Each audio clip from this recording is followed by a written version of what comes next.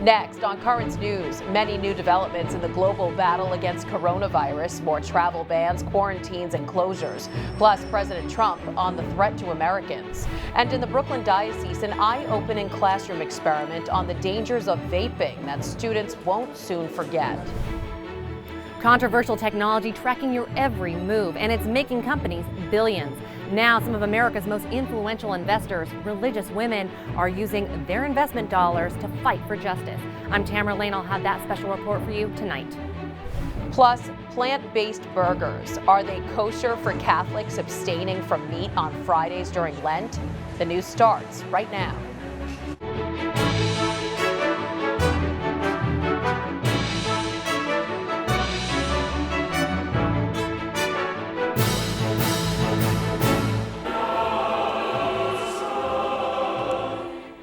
Pope Francis has a mild cold and is skipping a penance service with the priests of Rome. Good evening, I'm Christine Persichetti. News about the Holy Father's health comes as Italy is on high alert because of the coronavirus outbreak. The 83-year-old pontiff led a procession through the streets of the Eternal City on Ash Wednesday, despite cold winter winds. He also held his weekly audience outdoors as a precaution against the disease. The Pope was spotted at one point using his handkerchief. Francis decided against attending this afternoon's service in order to rest. He kept most of his morning appointments. Meantime, much of the world is on edge over the coronavirus, though in Washington, President Trump is confident. Because of all we've done, the risk to the American people remains very low.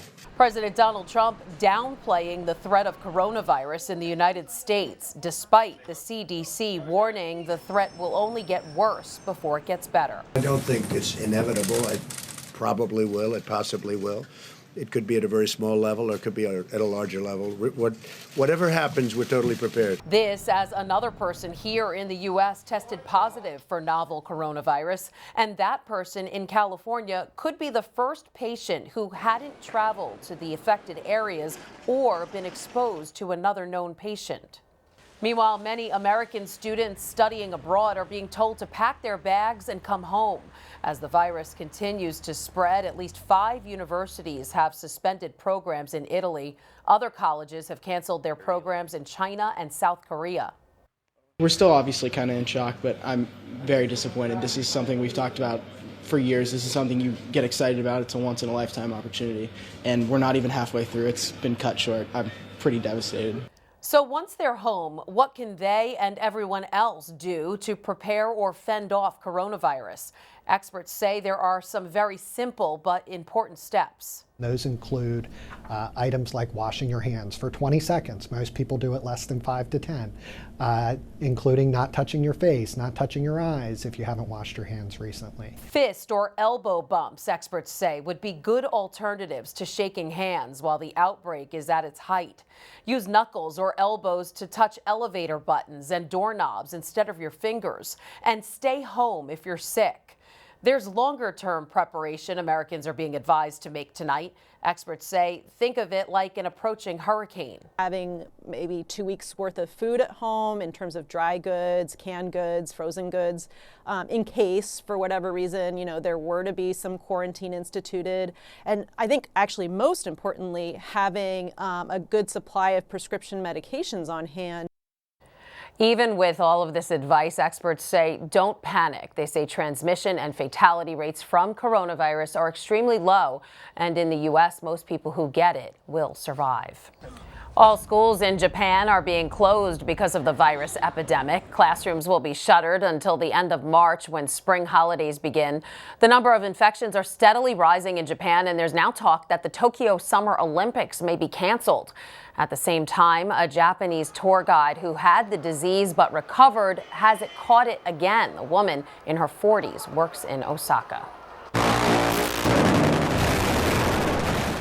The U.S. and South Korean armed forces are postponing combined military drills over fears of the coronavirus. That word coming this morning from the Korean capital of Seoul. 22 South Korean troops and 1 American soldier are testing positive for the disease. The country is confronting the largest outbreak of the virus outside mainland China. Nearly 1,800 people are infected. The coronavirus rout on Wall Street is now in its 6th day. The 3 major indexes stayed red right from the opening bell. The Dow ended the day down nearly 1,200 points, closing at 25,766. The Nasdaq lost more than 400 points to finish the session at 8566, and the S&P dropped over 100 points to close at 2978. A Manhattan man is now confirmed as the latest New Yorker to die from vaping. Jonathan Sosa's death is related to using e-cigarettes, according to the city's chief medical examiner. Sosa's family is warning people, especially kids, about the dangers of vaping, saying there's no effective way to treat damaged lungs. Sosa is the 3rd city resident to die. The first was Dennis Byrne, a Catholic graduate of Salesian High School. Today, students attending Bishop Loughlin in Brooklyn went into the lab to test the effects of e-cigarette vapor on living cells, a hands-on way to apply science to real life. Currents News' Emily DROOBY reports from Clinton Hill. It's a science lesson, but it's also a life lesson about the dangers of vaping. Until they see it, until they do it, they're not necessarily going to actually believe it. A 2019 CDC survey showed e-cigarette usage is prevalent among young people, with 28% of high school teens and 11% of middle schoolers admitting they had recently used e-cigs. It can also be dangerous. Over 2,000 people have been hospitalized for lung issues related to vaping. That's where this experiment comes in. The steps to correct with young people is then seem to diminish its attractiveness for them to use. So that's why this program, I think, is very important. It was developed by Cornell. Bishop Loughlin Memorial High School in Clinton Hill is one of the first schools to use it. In this experiment, students used tetrahymena, a substance which mimics a living human cell. They introduced this e-cigarette juice to it, and the results are eye-opening. Tetrahymena actually die off. They slow down, their speeds decrease. When we put the e-cigarette juice in, like all the tetrahymena, it came close and it stopped swimming. So the black particles, it also replicate like metal that would be in our lungs. So it shows how it's bad for us. It's a scary lesson, but it's one students say they'll always remember. I'm definitely not going to try it because it's not healthy. It's not good for your lungs. Many people looked at vaping as an alternative to smoking, which could prove to people that vaping isn't very that much different from smoking. In Clinton Hill, Brooklyn, Emily DROOBY, Currents News.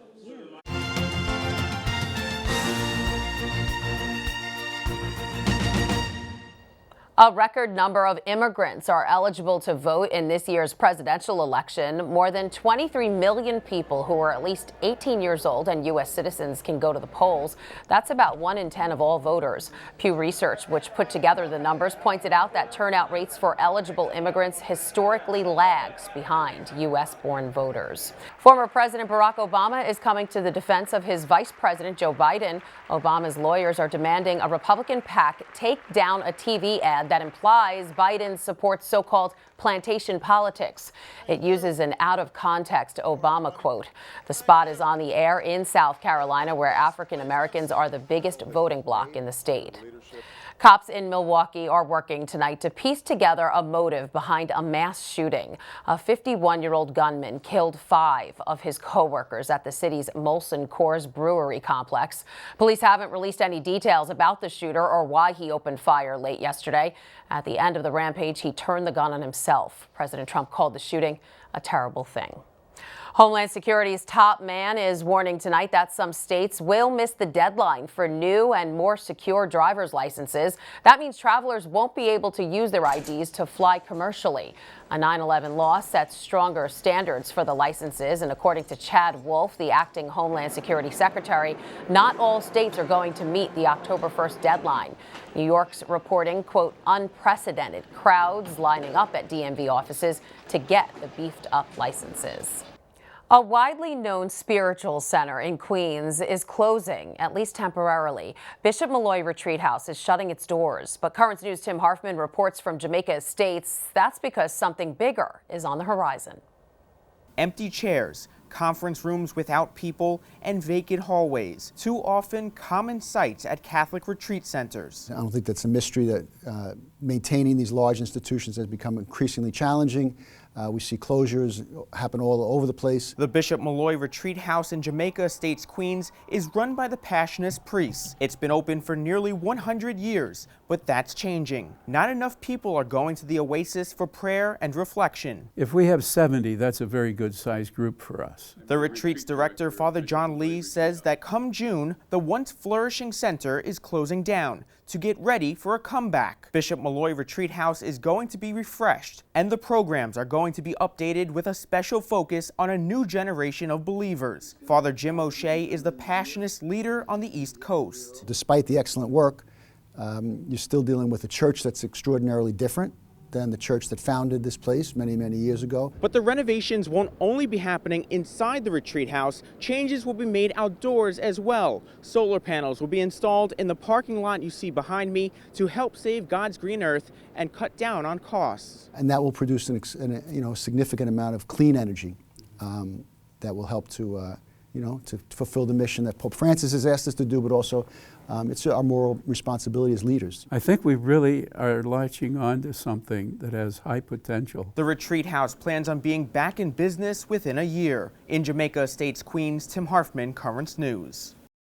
Congratulations to Brooklyn's neighbor, the Archdiocese of Newark. The Pope announcing this morning he's sending 3 new auxiliary bishops there. The new clerics are Bishop-elect Elias Lorenzo, who was born and raised in Brooklyn, Bishop-elect Michael Saporito, who has served many parishes in Newark, and Bishop-elect Gregory Studeris, who has been an archdiocesan priest for nearly 4 decades. There's a lot more news headed your way. Facial recognition technology has its eyes on you. Now, women of faith are turning up the heat on companies using controversial techniques to track your every move. And a new children's book looks at race relations in America. We'll talk to the bishop whose pastoral message inspired it. And can you enjoy a meatless burger on a Friday during Lent? The answer is ahead. We'll be right back. But first, do you have a story idea or want to share a tip? Email us at newstips@desalesmedia.org or call our 24-hour number 718-517-3122. We'll be right back.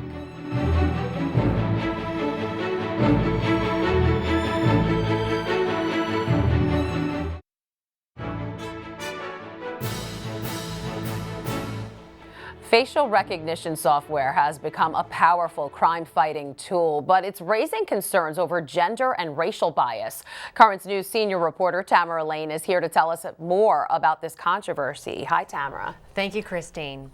Investing for social justice is just one of the ways women of faith are using their money to fulfill their mission. Coalitions of nuns are now taking on tech giants as activist shareholders.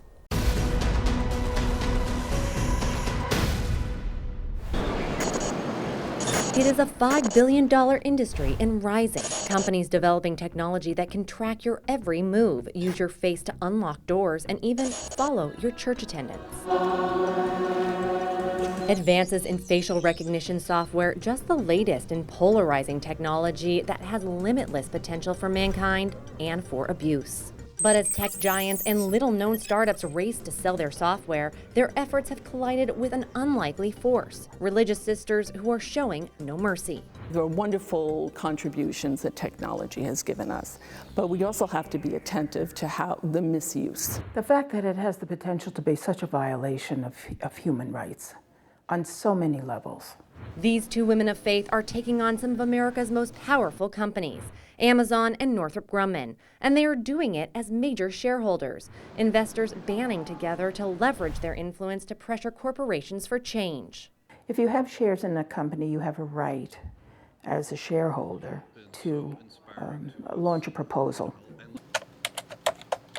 Tucked away in a humble office in Brooklyn, Sister Patricia MAHONEY is reviewing a shareholder proposal that her coalition of investors submitted to Amazon last year. The hope is further really sophistication of the product and regulation in place. Amazon and Northrop Grumman are 2 of the hundreds of companies racing to create technology driven by artificial intelligence. Last quarter alone, Amazon's Web Services division, which operates their recognition app, brought in $10 billion in revenue. And although their software is available to the general public, they've made a major push to sell to law enforcement. Another example, Northrop Grumman recently awarded a $95 million contract with the Department of Homeland Security. Just one of the lucrative deals these companies are vying for. Representatives from faith communities come together, and what they're doing is really leveraging the power that we have as investors. Sister Pat Daly is leading the fight to have Northrop Grumman include a code of ethics in its facial recognition technology. If you're an investor, you certainly have benefits, financial benefits, but you have the responsibility to participate and to be attentive to the work of that company. Both sisters are members of the Tri-State Coalition of Responsible Investment, which represents a group of faith-based investors with over $1 billion worth of assets. Technology is great and pretty accurate if you're a white person or especially a white man, right? But if you're a person of color, there are a lot of problems. A recent federal study confirmed this bias. In December, researchers tested 200 facial recognition algorithms and found minorities were far more likely than whites to be misidentified. Some experts, like Matali Nikunde, argue that human rights violations are already being seen around the world. I think one of the saddest stories that we're seeing in facial recognition is the erasure of the Uyghur people in China. This group of people are darker and they're Muslim, and the use of facial recognition is being used to control them. While it is seen by some as a problematic development in surveillance capitalism, others see it as a positive tool unlocking the vast potential of data. The facial recognition market is really big and diverse. Moshe Greenspan is the founder of Face6 and the CEO of an application which helps churches track attendance. We spoke to him by Skype from Israel. I think we have to look at the benefits that the software provides. You know, facial recognition is not only used at churches. The technology is being used by security agencies, by army, by police. And they are all doing it for a good purpose. Certainly when we're looking to recover people, children that have been kidnapped, people with Alzheimer's who may wander away and they don't know their family, they don't know where they are, their families don't know where they are, so that could be a good use. While the potential of facial recognition technology spans far beyond surveillance, the major force driving the market's growth is increased demand from government and law enforcement agencies. What they're doing is using the pictures of innocent people to try and identify suspects. Companies are getting those images and building their facial recognition databases by pulling or scraping photos from social media platforms and phone apps, a practice that has raised concerns from government officials and religious groups alike. We reached out to Amazon and Northrop Grumman for comment and have not yet received a response. Sean DeSoma advises Fortune 500 companies on combating shareholder proposals. They've forced a number of different companies to disclose their charitable contributions, which have shined a light on some pro-life issues and some issues around abortion. So they're racking up the wins, and more importantly, they're having the conversation. For Sister Daly and Mahoney, socially responsible investing is merely an extension of their mission for social justice. It's the potential for being out of control that scares us. And there are good reasons for companies to fear these women of faith. In recent years, they have been pivotal in changing the bad habits of corporations for the good intentions of others. Although their initial proposals have not been adopted, support for their concerns continues to grow. Next, the sisters have filed proposals to be considered at the upcoming annual shareholder meetings to raise awareness on important issues around technology, surveillance, and human rights impacts on business. Christine? Tamara, what are some of the other security violations that the sisters are worried about? Well, there's a lot to unpack here, so let's just focus on their privacy concerns. Right now, reports are coming out and advocates are talking about the fact that some of these companies are scraping social media sites like Facebook and Twitter for your personal data, your personal pictures, and then taking them into their databases, and then law enforcement's using that. So, for example, in May, the NYPD used a picture of Woody Harrelson to catch someone who stole beer. And that's just an example of someone who was innocent being put into the database to find someone who they were looking for. Wow, really interesting stuff. Thanks, Tamara. There's still more to come on Currents News. Everyone Belongs is a new children's book about race in America. Up next, how this beautiful message went from the pulpit to the publisher. And here's a question for you. Plant-based burgers mimic the taste of meat, but is it okay to have one on a Friday during Lent? Stay tuned for the answer.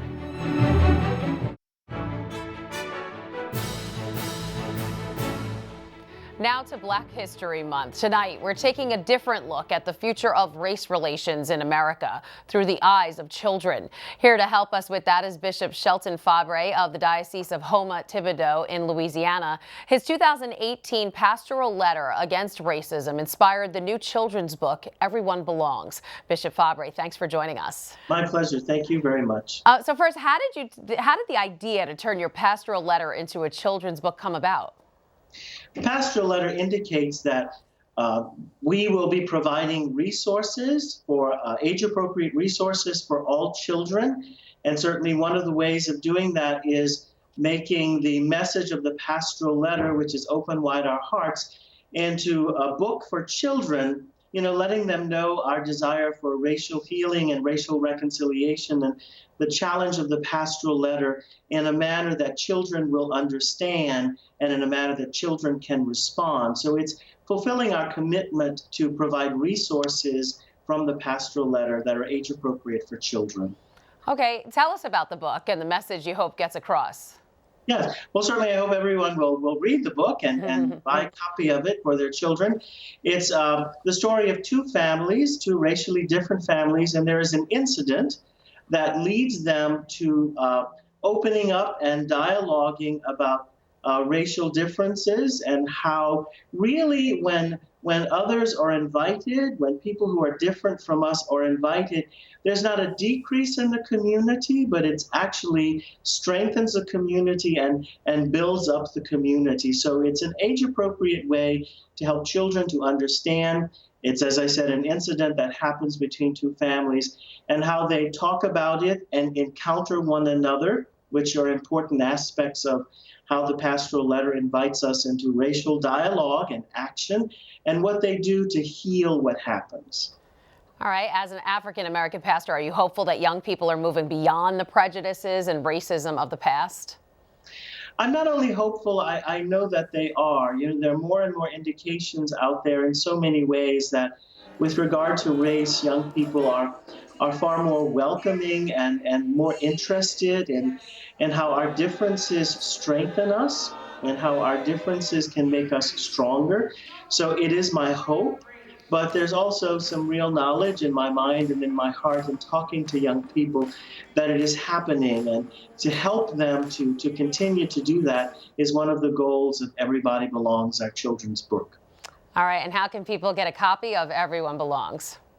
They can contact Loyola Press. I'm grateful to Loyola Press who reached out to us and have been very much involved with the ad hoc committee in producing this book. So simply go to Loyola Press and they can acquire a copy of Everybody Belongs.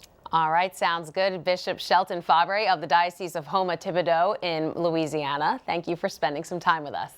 Thank you very much. And finally tonight, still craving that Friday night burger even though it's Lent? Well, you can always satisfy the craving with a plant-based burger. But some Catholics are questioning whether meatless meat violates the spirit of Lent. One official in the Archdiocese of Chicago says while it's technically allowed, plant-based meat might be contrary to the spirit of sacrifice that inspires the practice of fasting. Something to chew on. And that is Currents News. I'm Christine Persichetti. Thank you for joining us because we are putting your faith in the news. Hope to see you again next time.